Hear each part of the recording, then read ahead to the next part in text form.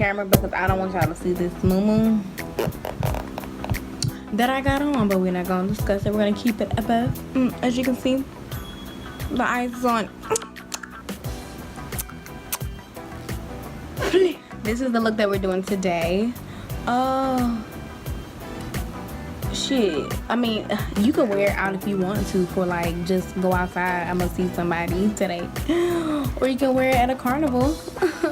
It works either way. So y'all, if you want to know how to get this look, just keep watching.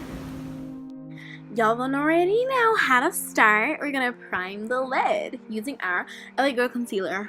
So I'm just gonna pat this white stuff all over my eyelid, and I'm going to blend it out using a sponge that I got from CVS for $1.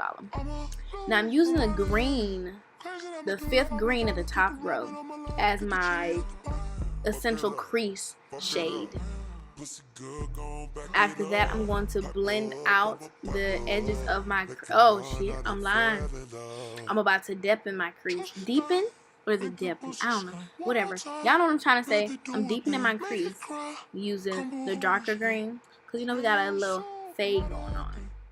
And I'm going to add some more depth to my lid using this kind of teal blue-green color. And I'm going to tap it towards the outer corner of my eye and bring it up just a little, like into the crease, just a little. Now, time for eyeliner.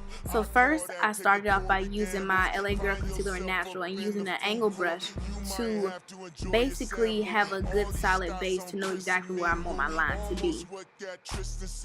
From the inner corner to the outer. So I'm going to put some orange on top of this, using my Lick and Lash Beauty palette. There's an Instagram right there. Using that same angle brush. No, I'm not. Using a lip liner brush, lipstick little brush.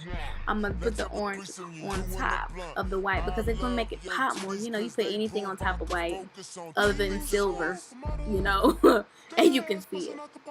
Anywho, now I'm going to use my NYX Vivid Brights liner in orange, and I'm going to add it on top of the shadow. I just wanted the color to be popping.